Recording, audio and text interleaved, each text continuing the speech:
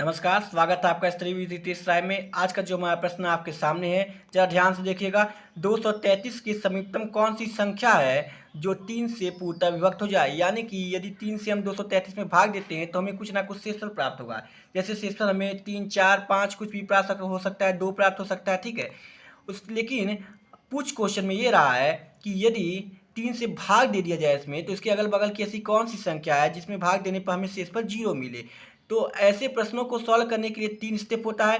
पहला स्टेप ये अपनाते हैं कि ये जो संख्या दिया हुआ है इसमें इस संख्या से क्या कर देंगे, भाग दे देंगे। जब जब भी आपके पास ऐसा क्वेश्चन आए, यही स्टेप आपको अपनाना होगा, ठीक है। तो आइए सबसे पहले भाग देकर देखते हैं। तो देखिए, हमने भाग का अपना जो भाग देने वाला यानी डिवाइड करने वाला जो स्टेप था उसको हम लोगों ने कंप्लीट किया।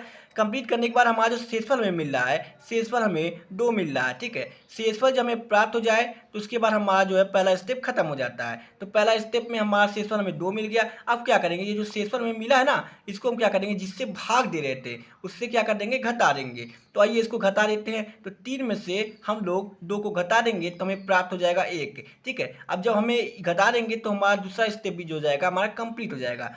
फिर उसका तीसरा स्टेप की और आखिरी स्टेप की ओर हम आगे बढ़ते हैं। ये जो हमें मिला है ना 1, इसको क्या कर देंगे हम लोग, जिसमें भाग दिए हैं उसमें से घटा देंगे। यानी कि उसमें से उसमें क्या कर देंगे, उसमें जोड़ देंगे।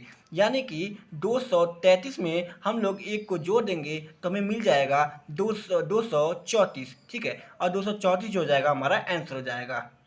यानी कि अब अगर 3 से 234 में भाग देते हैं तो जान लीजिए हमारा शेषफल हमें 0 मिलेगा। यहाँ पे 2 नहीं बल्कि यहाँ पे शेषफल में क्या मिलेगा, 0 मिलेगा। धन्यवाद।